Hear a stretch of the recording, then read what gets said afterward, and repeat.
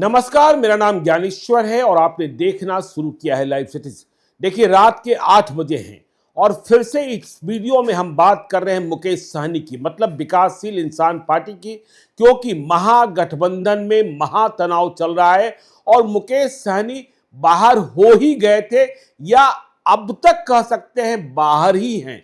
लेकिन 1 घंटे पहले, 1.5 घंटे पहले राहुल गांधी ने पहल की थी। इसके बाद फिर से मुकेश सहनी की पुनर्वापसी। देखिए, जब मुकेश सहनी सामने आएंगे, बात बन जाएगी, तब वे कहेंगे हम तो गए ही नहीं थे। लेकिन यह सबको पता है कि वह मौर्या होटल में बंद हो गए। उनके समर्थकों ने हंगामा शुरू कर दिया। जहां से वह चुनाव लड़ना चाहते थे स्वयं, वहां भी राजद ने सिंबल दे दिया था। तो देखिए, राहुल गांधी की पहल के बाद वीआईपी के नेताओं से राजद के नेताओं की बातचीत शुरू है। जब हम आपको यह बता रहे हैं तब भी बातचीत चल रही है और इस बार बातचीत में लालू यादव को इंगेज किया गया है। मतलब लालू यादव गार्जियन की भूमिका में आए हैं। मुकेश सहनी और तेजस्वी यादव में बातचीत नहीं हुई है। शर्त यह है कि जब बातचीत कंप्लीट हो जाएगी तो आज की ही रात मुकेश सहनी और तेजस्वी यादव साझा प्रेस कॉन्फ्रेंस कर सकते हैं, जिसमें गिले शिकवे भूलने की बात होगी, महागठबंधन की एकता की बात होगी। लेकिन एकता कैसे हो रही है या हुई है, इस बात को भी समझिए। देखिए, मुकेश सहनी की सीटें अब और घटा दी जा रही है। मुकेश सहनी को जहां 18 सीटों का अनुमान था कि कम से कम 18 सीटें तो मिलेगी ही मिलेगी, मुकेश सहनी ने शुरुआत कहां से की थी? मुकेश सहनी ने 60 सीटों की मांग की थी। तो बात कल रात तक कहां पहुंची थी? बात कल रात तक पहुंची थी 20 या 21। और इसके लिए मुकेश सहनी ने एक लिस्ट सौंपी थी कि 24 सीटों में, इन 24 सीटों में हमें 21 सीटें दे दीजिए। लेकिन हमारी जो खबर आ रही है, जो बातचीत डेवलप हो रहा है, जिसके आधार पर देखिए साझा प्रयास किया जा रहा है कि ठीक है, मुकेश सहनी रह जाएं महागठबंधन में, संदेशा न जाए, तो मुकेश सहनी को जो 15 सीटें मिलेगी उनमें बहुत सारी सीटें मुकेश सहनी पहले लड़ने को तैयार नहीं थे। यह भी कह सकते हैं कि उन सीटों पर मुकेश सहनी के पास उम्मीदवार नहीं थे। इसका मतलब यह भी होगा कि सीटें मिलेगी, उम्मीदवार भी मिलेंगे। आपने एलजेपीआर की लिस्ट में भी देखा कि कहां कहां से उम्मीदवार लाए गए हैं। तो उम्मीदवार वीआईपी की लिस्ट में, वीआईपी की सीट में उम्मीदवार किसके होंगे? आरजेडी के होंगे या कांग्रेस के होंगे? देखिए, अधिक उम्मीद रखिए आरजेडी के ही होंगे। और देखिए, जब बातचीत को फिर से बहाल करने की कोशिश की गई है, तो जिस गौराबोराम सीट के लिए सिंबल दे दिया था तेजस्वी यादव ने, जो पिछले दफे गौराबोराम से चुनाव भी लड़े थे, पिछले दफे 2020 में मुकेश सहनी एनडीए का हिस्सा थे। देखिए, एनडीए के ही प्रत्याशी, एनडीए की प्रत्याशी स्वर्णा सिंह को वहां जीत मिली थी। गौराबोराम विधानसभा क्षेत्र मुकेश सहनी का गृह क्षेत्र है, वहीं की वे वोटर भी हैं। लेकिन स्वर्णा सिंह अब भाजपा में जा चुकी हैं, इस बार चुनाव नहीं लड़ रही हैं। उनके बदले बीजेपी के टिकट पर सुजीत कुमार सिंह, जो आईआरएस प्राधिकारी रहे, चुनाव लड़ने के लिए उन्होंने बीआरएस लिया, वह चुनाव लड़ रहे हैं। तो देखिए, गौराबोराम का सिंबल दिया जा चुका था, उस सिंबल को वापस लाया जा रहा है। मतलब उस उम्मीदवार को वापस बुला लिया गया है और तेजस्वी यादव की ओर से संदेशा दिया गया है कि आप नामांकन नहीं करेंगे, आप नामांकन नहीं करेंगे। ठीक इसी प्रकार से देखिए, मुकेश सहनी की जिद आलमनगर विधानसभा क्षेत्र को लेकर थी। मधुबनी के माफ कीजिएगा, मधेपुरा का आलमनगर विधानसभा क्षेत्र, जहां से नरेंद्र नारायण यादव मंत्री हैं, जेडीयू के उम्मीदवार फिर से बनाए गए हैं और साफ सुथरे नेता हैं। तो आलमनगर की सीट का सिंबल भी वापस लिया जा रहा है।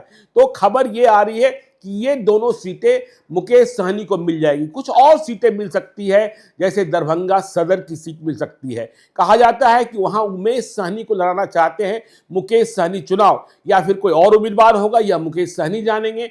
हायाघाट की सीट मिलती हुई नहीं दिखाई पड़ती है। देखिए, हम बात करें साहेबगंज और हम बात करें कुर्नी, जो देखिए मल्लाहों का प्रभाव क्षेत्र, या देखिए साहेबगंज इसलिए लड़ना चाहते थे मुकेश सहनी क्योंकि उन्हें 2020 का बदला चुकता करना था राजू सिंह से। 2020 में राजू सिंह वीआईपी के सिंबल पर चुनाव लड़े थे, बाद में बीजेपी में गए, सरकार में मंत्री बने और फिर से चुनाव लड़ रहे हैं। लेकिन साहेबगंज की सीट अब मुकेश सहनी को नहीं मिलेगी।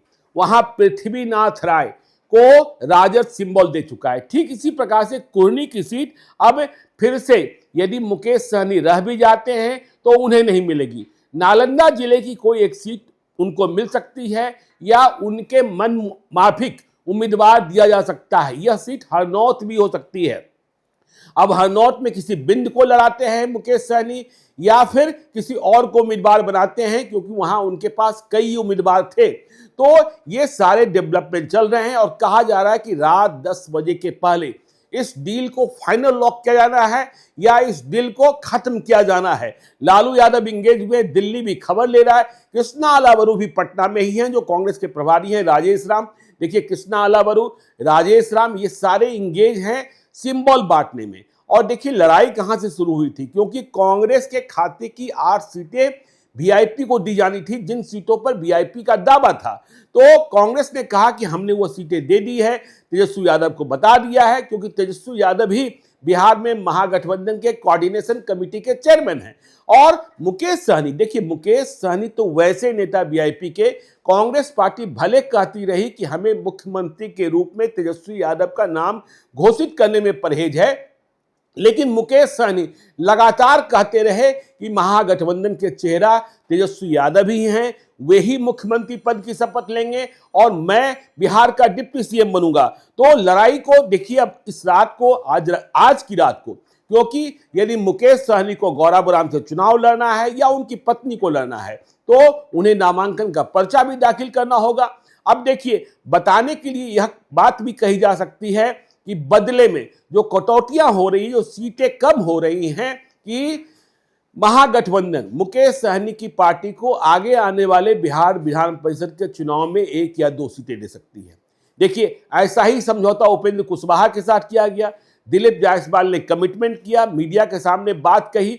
जब विवाद उठा महुआ की सीट को लेकर, उपेंद्र कुशवाहा नित्यानंद राय के साथ अमित शाह से मिलने गए। तो अब यह बात इधर भी सुनने को मिल सकती है कि 1 सीट विधान परिषद की और 1 सीट राज्यसभा की। लेकिन भविष्य का आश्वासन क्या होता है राजनीति में, यह सभी जानते हैं। देखिए माधव आनंद चुनाव लड़ रहे हैं अभी मधुबनी से, आरएलएम से। उन्हें भी कभी यह आश्वासन, वे तो इस आश्वासन के बाबत भाजपा के एक बड़े नेता जो आज भी प्रासंगिक है, उनका हैंडल एक्स पर लिखा हुआ दिखाते रहे कि किस तरीके से एमएलसी की बात की गई थी। तो अब देखिए 2 घंटा और मुकेश सहनी का फैसला, मुकेश सहनी महागठबंधन में रहते हैं नहीं रहते हैं और कौन कौन सी सीटें उन्हें मिलती हैं। जो सीटें मिलती हैं उसमें उम्मीदवार कौन होते हैं, उनके अपने होते हैं या दूसरे होते हैं। उनके समर्थकों में निराशा छा गई है। मुकेश सहनी मौर्य होटल में बने हुए हैं, वह दोनों परिस्थितियों के लिए तैयार है। वह अपने समर्थकों से, अपने कार्यकर्ताओं से इस बात पर भी लगातार विचार कर रहे हैं कि यदि बातचीत टूट ही गई, महागठबंधन में हम नहीं रहे, तो हम किस किस विधानसभा क्षेत्र से चुनाव लड़ सकते हैं और किसे किसे डैमेज कर सकते हैं, उनके निशाने पर कौन होगा। यह खबर भी आ रही है कि बहुत सारे ऐसे लोग भी हैं जो अकेले वीआईपी चुनाव लड़े, विकासशील इंसान पार्टी चुनाव लड़े, तब भी चुनाव लड़ने को तैयार बताए जाते हैं। साहेबगंज से खबर आ रही है और भी कई विधानसभा क्षेत्रों से खबर आ रही है, शेखपुरा से खबर आ रही है, बहुत सारे विधानसभा क्षेत्रों से खबर आ रही है। लेकिन अगला 2 घंटा और महत्वपूर्ण, तो क्या होगा क्या नहीं होगा आपको बताएंगे हम। आप देखते रहिए लाइव सीरीज को। यदि अब तक आपने हमारे यूट्यूब चैनल लाइव सीरीज को सब्सक्राइब नहीं किया है तो जरूर कर लीजिएगा, और यदि इस वीडियो को आप फेसबुक पेज के माध्यम से देख रहे हैं तो पेज को लाइक कीजिएगा, हैंडल एक्स पर भी हमें फॉलो कीजिए। धन्यवाद।